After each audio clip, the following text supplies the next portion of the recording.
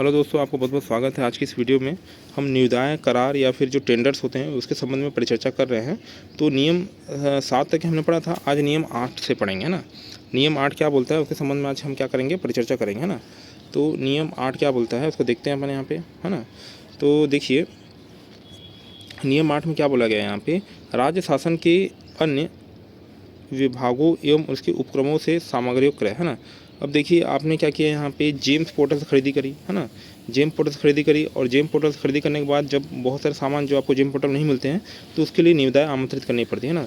तो निविदाएँ आमंत्रित करनी पड़ती है, निविदा के माध्यम से लिए। अब जो निविदा के माध्यम से बहुत सी चीज़ें नहीं मिल रही है और वो सामग्री जो है अन्य विभागों में उपलब्ध है ना, या फिर उन विभाग के उपक्रमों में सामग्रियों का मतलब जो है भंडार है, तो आप वहाँ से क्रय कर सकते हैं ना। तो ये नियम 8 में दिया है। नियम 8 मतलब यहाँ पे राज्य सरकार के अंदर ही एक विभाग से दूसरे विभाग, मतलब जैसे कोई सामग्री पीडब्ल्यूडी में मिल रही है ना, और उसको पीएचई वाले को चाहिए, है ना।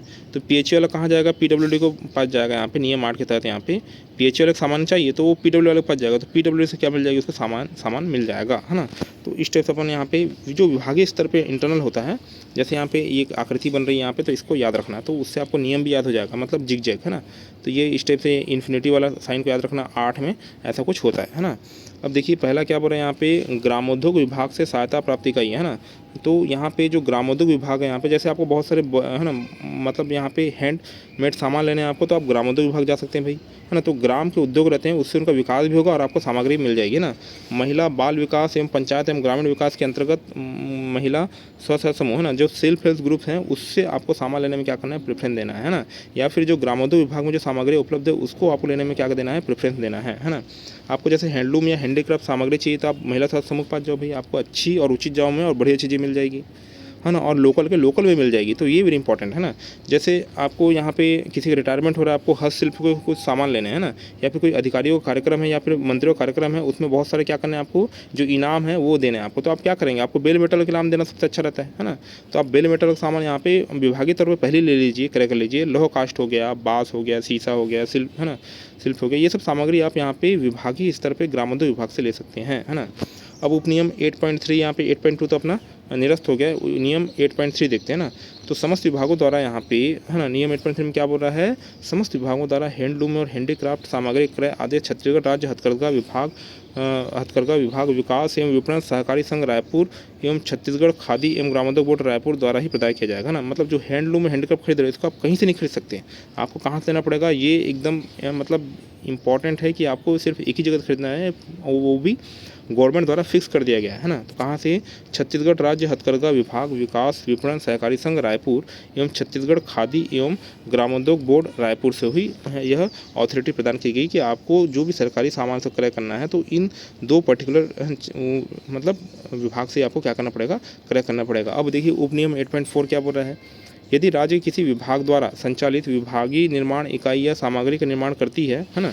यदि राज्य शासन किसी विभाग द्वारा, है ना, संचालित विभागीय निर्माण इकाई, है ना, कोई विभाग है जो कुछ सामग्री निर्माण कर रहा है, तो इन सामग्री का निर्माण करते इकाई सीधे किया जाएगा ना। तो सामग्री का जो क्रय करना है तो निर्माण करते इकाई सीधे किया जाए। जैसे मान लीजिए आपको, है ना, ऑफिस में कुछ कार्यक्रम करवाना है, मान लीजिए आपको कुछ जैसे मान चलिए आपको कुछ अच्छा एग्जांपल लेते हैं तो समझ में आएगा। जैसे मान लीजिए आपके विभाग में कुछ कार्यक्रम हो रहा है, तो आपको किसकी ज़रूरत है यहाँ पे, है ना, पतराली, है ना, जो पत्तल रहती है उसकी ज़रूरत है ना, पत्तल, है ना। तो पत्तल की ज़रूरत है आपको, तो पत्तल आप यहाँ पे मार्केट से ना खरीद के आप ऐसे विभाग से खरीदोगे जो इसका निर्माण कर रहा है पत्तल का, है ना। स्व समूह सेल्फ हेल्प ग्रुप के साथ ऐसे पत्तल का निर्माण कर रहा है, पतराली का निर्माण कर रहा है, तो वो क्या हो जाएगा यहाँ पे, अब आपको संबंधित जो निर्माण इकाई है ना, जो निर्माण करती इकाई है, उसी से सामग्री क्या करनी पड़ेगी, क्रय करनी पड़ेगी ना। जो उसको बनाते हैं, जो उसका निर्माण करते हैं, उसी से आपको सामग्री क्रय करनी पड़ेगी, है ना। तो यह इकाई से, है ना, तो क्रय क्या किया जाएगा यहाँ पे, उस निर्माण करते सीधे क्रय किया जाएगा ना, जो शासकीय निर्माण इकाई है उसे सीधे क्रय किया जाएगा, है ना, वेरी इंपॉर्टेंट। अब नियम 9 देखते हैं यहाँ पे, है ना। अब आपने नियम 8 में एक विभाग से दूसरे विभाग स्व समूह ग्रामोद्योग विभाग, है ना, खादी ग्रामोद्योग विभाग को आपने फायदा पहुँचा दिया। अब नियम 9 में क्या बोल रहा है, शासन के अधीन एक विभाग दूसरे विभाग में क्रय किया जाना वर्जित नहीं है ना, वेरी यहाँ पे, है ना। तो यहाँ पे क्या हो जाएगा, शासन के द्वारा यहाँ पे, है ना, तो एक विभाग से दूसरे विभाग में विक्रय किया जाना वर्जित नहीं, वेरी इंपॉर्टेंट। यहाँ पे इसमें कोई रोक टोक नहीं है, आप पीडब्ल्यू से पीएचई या फिर दूसरे डिपार्टमेंट चले जाओ, आपको क्रय कर रहे हो तो उसमें कोई दिक्कत नहीं है ना। क्योंकि इससे एक विभाग से दूसरे विभाग को फायदा हो रहा है, मतलब कुल मिला के शासन को ही फायदा है ना। अब देखिए नियम 10 क्या बोल रहा है, प्राकृतिक आपदा या कानून व्यवस्था विषम परिस्थितियों में, है ना, मतलब 10 कदम, है ना, 10 कदम में बिना निविदाएं बुलाए ही अति आवश्यक हो तो सीधे सक्षम अधिकारी द्वारा क्रय किया जाए।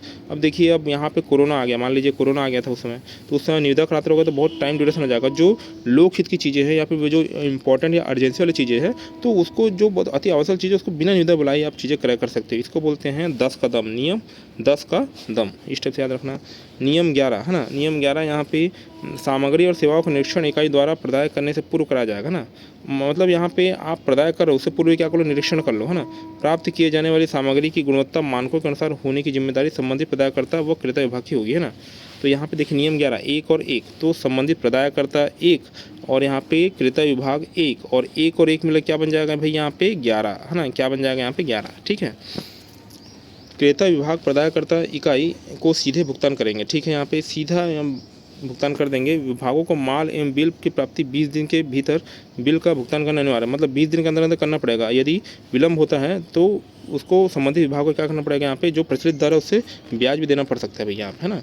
अब नियम 12 देखते हैं, यहाँ पे निविदा एवं अनुबंधों की सूची महालेखा कार्यालय को भेजी जाएगी। यहाँ पे वेरी इंपॉर्टेंट, यहाँ पे महालेखाकार, है ना, देखिए यहाँ पे लिखते हैं महालेखाकार, है ना, का तो तो कितना हो जाएगा 12 हो रहा है, तो इसको ऐसे रखिए, इसको याद है, नियम 12 में महालेखाकार को यहाँ पे संज्ञान में लिया गया है। मतलब महालेखाकार को आपको बताना ही पड़ेगा कि, है ना, कितने की निविदा हो रही है ना, तो और निविदा की पूरी जानकारी उसको भेजनी पड़ेगी, है ना। यदि अनुबंध की राशि 3 लाख रुपए से अधिक की गई हो, है ना, तो वित्त संहिता भाग 1 के नियम 21(2) में अंकित है ना। ये 3 लाख से अधिक कर रहे हो तो वित्त संहिता भाग 1 नियम 21(2) में इसके बारे में अंकित किया गया है ना। मतलब ये सब बातें किसके बारे में बताई गई यहाँ पे, है ना। यदि 3 लाख से अधिक है तब महालेखाकार को भेजना, 3 लाख का मतलब भेजने की जरूरत नहीं है ना।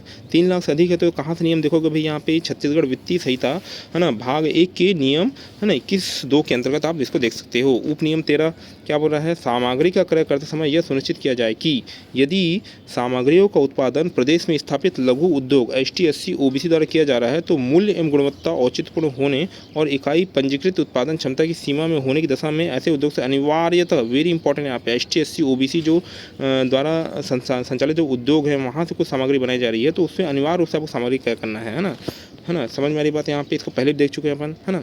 उसका नियम 15 देखते हैं। नियम 15 में उपनियम 15.1, है ना, 15.1 में क्या है अपना यहाँ पे पारदर्शिता हेतु, है ना, समाचार पत्रों में क्रेता विभाग क्या करेगा यहाँ पे डालेगा, वेरी इंपॉर्टेंट। 15.2 में क्या बोल रहा है यहाँ पे, समाचार पत्र प्रकाशन साथ विभाग की वेबसाइट पर भी डालेगा। सबसे पहले तो यहाँ पे न्यूज़पेपर, है ना, न्यूज़पेपर हो जाएगा यहाँ पे। उसके बाद अपना क्या हो जाएगा यहाँ पे वेबसाइट, है ना, वेबसाइट, यहाँ पे वेबसाइट में डालेगा यहाँ पे, है ना। निविदा पत्र प्राप्त की जाएगी ना। उपनियम 15.3 में क्या बोल रहा है, जिन्होंने वेबसाइट से डाउनलोड करके निविदा भरी है उन्हें निविदा फीस निविदा प्रस्तुत करते समय क्या की जाएगी यहाँ पे प्राप्त की जाएगी, ठीक है। जिन्होंने वेबसाइट से फॉर्म डाउनलोड किया और उसको भर लिया और निविदा फीस कैसे करेंगे यहाँ पे, जब यहाँ पे निविदा प्रस्तुत की जाएगी उस समय फीस दे देंगे, है ना। अभी ये वाला ऑनलाइन नहीं होगा शायद तक, अभी हो भी गया होगा तो इसके बारे में आप एक बार चेक कर लीजिएगा। नियम 15.3, है ना। अब नियम 16 जो लास्ट नियम है देखते हैं यहाँ पे, लास्ट में नियमों में शिथिलता, है ना। विशेष परिस्थितियों में राज्य शासन द्वारा वाणिज्य एवं उद्योग विभाग, है ना, वेरी इंपॉर्टेंट यहाँ पे, वाणिज्य एवं उद्योग विभाग मतलब क्या हो जाएगा, OP चौधरी, याद रखो भी यहाँ पे OP चौधरी जी, है ना, OP चौधरी जी यहाँ पे वित्त मंत्री, यहाँ पे उनसे आपको याद आ जाएगा नियम 16, है ना। नियम 16 आपको याद हो जाएगा यहाँ पे, विशेष परिस्थितियों में राज्य शासन एवं वाणिज्य, है ना, वाणिज्य, है ना, उद्योग विभाग किसी नियम को शिथिल करने की स्वीकृति दे सकेगा ना। किसी नियम को शिथिल करना है तो उसकी स्वीकृति दे सकेगा तथा इस नियमों के क्रियान्वयन में किसी प्रकार की कठिनाई, है ना, दूर करने के लिए आवश्यक निर्देश जारी कर सकेगा ना। यदि किसी प्रकार की कठिनाई हो रही है तो उसके लिए आवश्यक निर्देश कौन जारी करेगा यहाँ पे, वित्त विभाग जारी करेगा, है ना। तो OP चौधरी जी के साथ इस वीडियो को ख़त्म करते हैं। वीडियो बने रहने के लिए आपका बहुत बहुत धन्यवाद। आपका दिन क्या हो, शुभ हो।